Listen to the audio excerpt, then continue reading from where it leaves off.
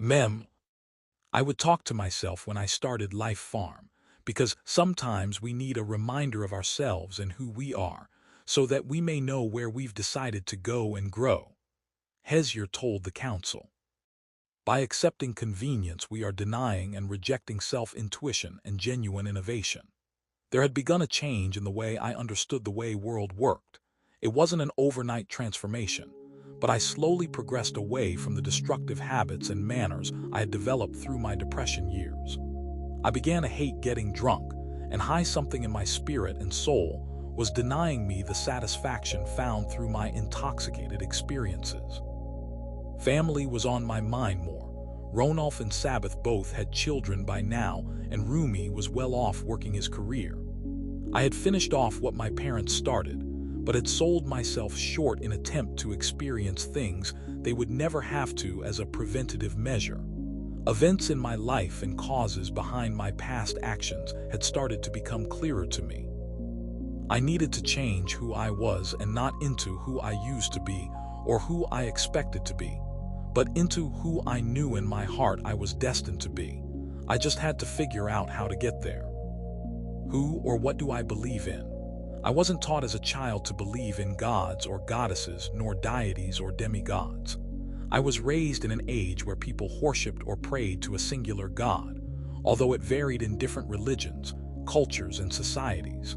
The dominant idea of God was a singular entity with its opposing opposite deified as a devil, which encompassed everything that opposed the rule and lifestyle which God had bestowed upon humankind.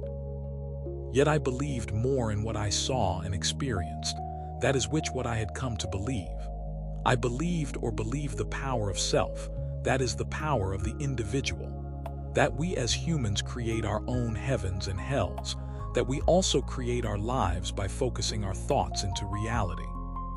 I have grown and learned of many gods and goddesses throughout my life, and have at one point or another worshipped or believed in them. Then there came a point as I learned more about myself that I proudly proclaimed that I believed in myself, that I myself was my own God. But going through the ups and downs of life, I worshipped and prayed to myself very little, if at all. I would allow myself to become distracted from the faith in myself. I did not want to be forgotten in the world, yet I did not want a world like the one I live in to remember me. I wanted a new and different world to remember me, not worship or praise me, but to remember me so that their search for godliness could come easier than mine, so that they would be able to recognize the gods they were. I've learned the power of words, or the power of language or communication, whichever you prefer to call it, and came to see how written, spoken, and thought out words can bring about a change in reality as we experience it.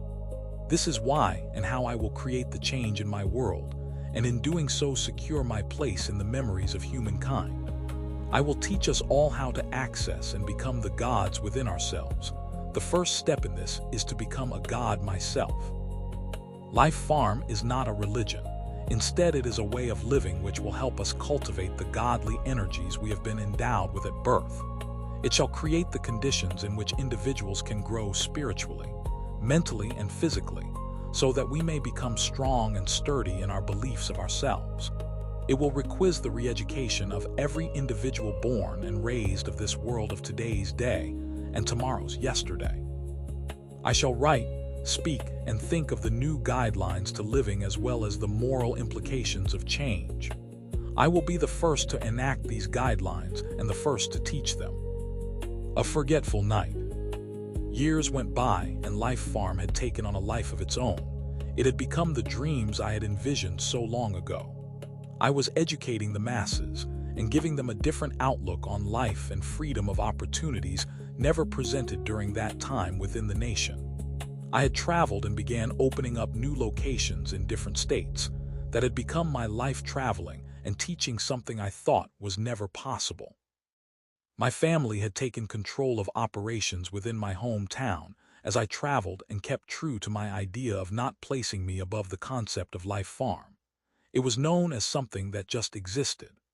Before I knew it, Life Farm's form of education had begun to be recognized by companies and schools as an alternative to formal education. Our participants were able to get jobs and degrees acknowledging their skills outside of the communities. We were even able to house our participants on the very same land that we cultivated for our community gardens. More than a summer program, Life Farm became a settlement within society, and I could see the changes it brought about in the communities they were located in.